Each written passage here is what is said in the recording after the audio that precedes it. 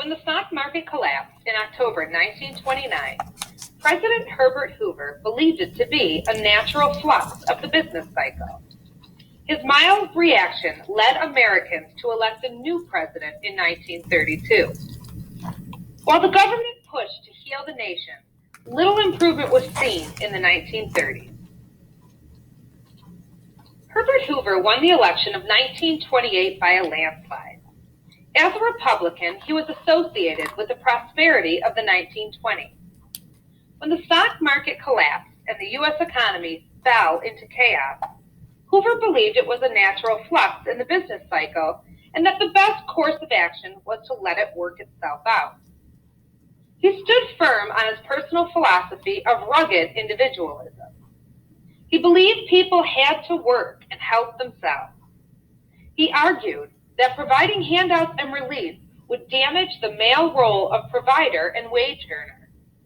Hoover did offer help to banks and businesses, hoping it would trickle down to expansion and job creation.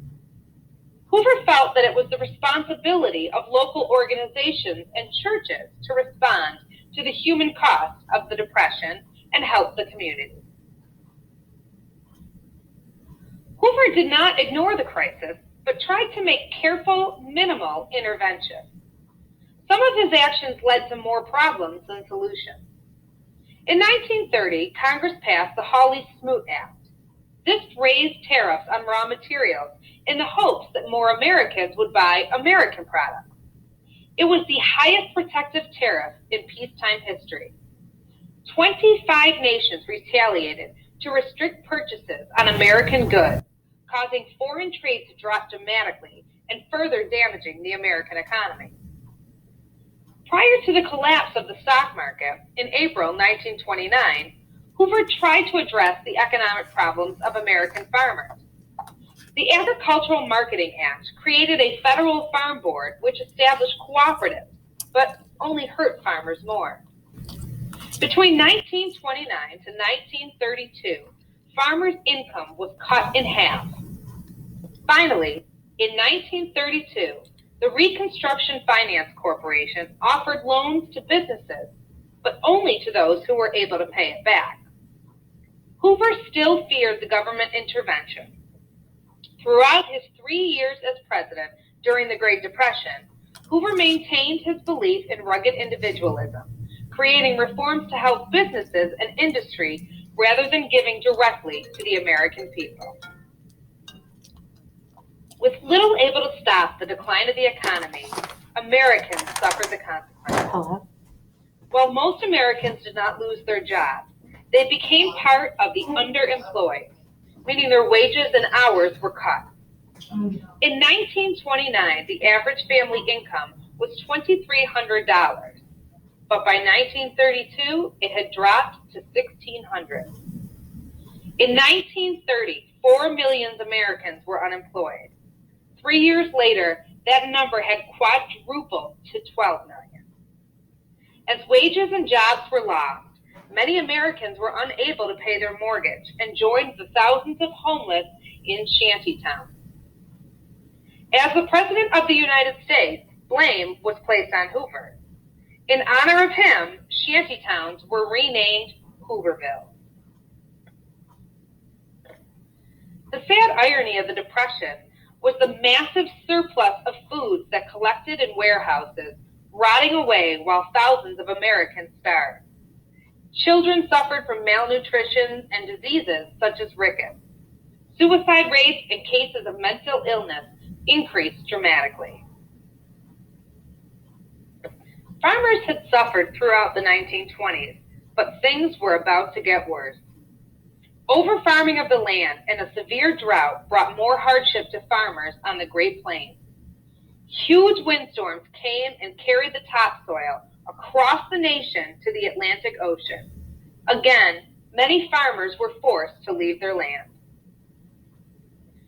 The Dust Bowl added insult to injury for Americans. The destruction of farm property led to more farm foreclosures.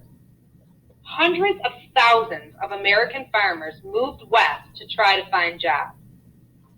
So many people left the state of Oklahoma, that all migrant workers were given the nickname Okie. While there were some jobs available, more often than not, they found homelessness and more disparity. In May 1932, 1,500 unemployed World War I vets and their families marched on Washington, D.C. to demand early payment of a bonus that they were promised to receive in 1945. Many set up Hoovervilles in sight of the White House. Daily demonstrations increased to over 20,000 people. Hoover supplied them with army tents, cots, and food kitchens, but Congress refused their demands. Most of the protesters left, but 2,000 remained and refused to leave. Hoover sent in the army using tanks, machine guns, and tear gas to remove the veterans from the Capitol. It was a huge embarrassment for President Hoover.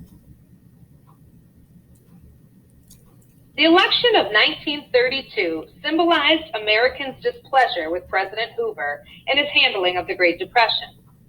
Hoover ran against Democratic candidate Franklin Delano Roosevelt, or FDR as he became known.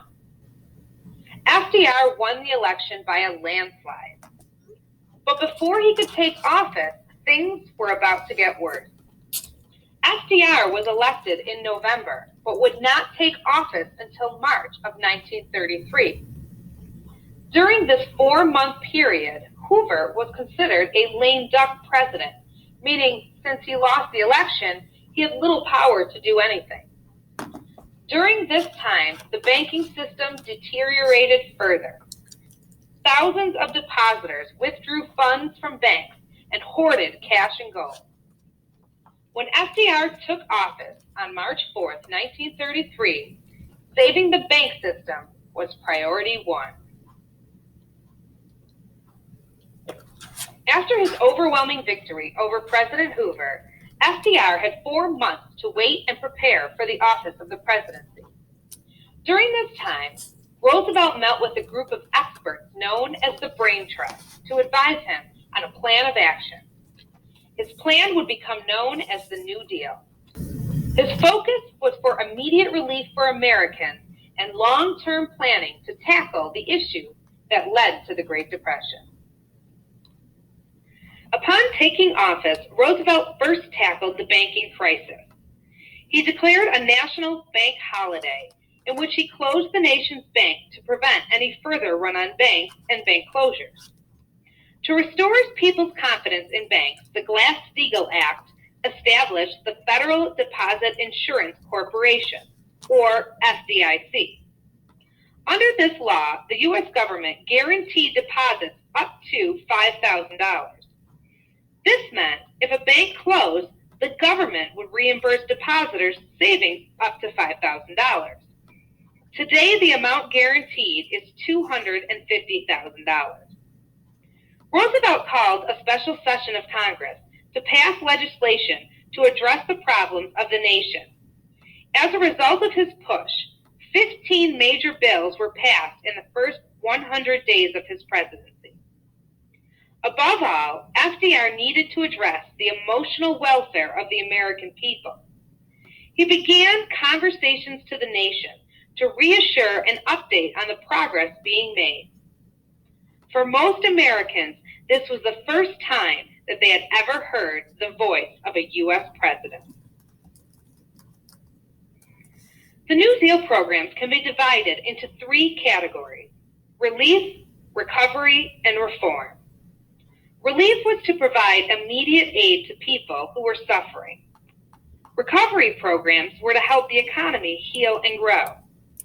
Finally, reform bills were aimed at creating programs and regulations to prevent a future economic catastrophe by targeting the causes of the Great Depression. FDR's New Deal programs earned the name alphabet legislation for the acronyms associated with their titles. You will see as we examine these New Deal programs. FDR's first action was to address the banking crisis. The Emergency Banking Act closed all banks and declared a bank holiday to prevent any more bank closures. Through the FERA program, the national government gave money to states to provide relief for the hungry, homeless, and unemployed. FDR stated, the greatest primary task is to put people to work. He did this through the PWA, CCC, and WPA. Each of these created federal building and construction projects to generate jobs. The PWA focused on projects such as bridges, hospitals, and schools. It was later expanded with the WPA, which hired artists, writers, and musicians. The CCC provided jobs for young men, planting trees, helping parks, and creating flood control projects. The TVA, or the Tennessee Valley Authority, also created jobs in the building of dams around the South. More importantly, these dams provided cheap electric power to 7 southern states. If you look back on slide 12, you can see the map of TVA dam sites.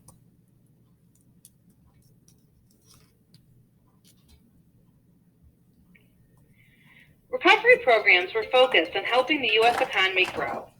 The NRA set codes for fair competition to maintain prices, minimum wages, and maximum hours for workers. This act was later declared unconstitutional by the U.S. Supreme Court. The Federal Housing Administration, which still exists today, was created to ensure bank mortgages and encourage more mortgage loans, allowing people to purchase homes.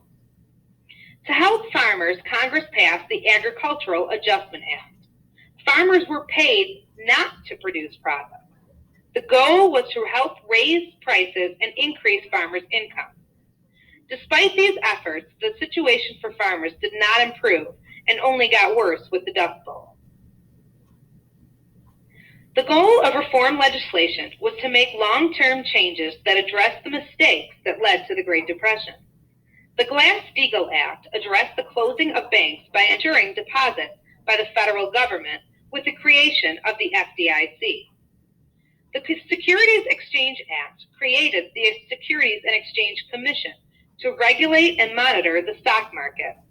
This still exists today and works to prevent the fraud that existed in the 1920s and contributed to the stock market collapse. The Wagner Act created protection for workers by guaranteeing labor the right to form unions and the right to use collective bargaining. Although this was challenged, the Supreme Court upheld its constitutionality. The Fair Labor Standard Act set a minimum wage of 25 cents and a maximum number of working hours. It also set rules for employing people under the age of 18. One of the most influential reforms was the Social Security Act of 1935. This set up a system of insurance for elderly, unemployed, and disabled. If you get a paycheck, look at your deductions and you will see FICA taken out.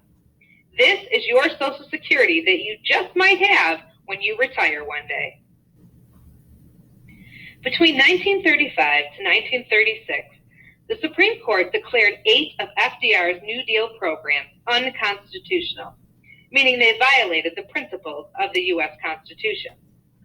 Many Americans and government officials were getting tired with the lack of progress and expanding government intervention in American lives.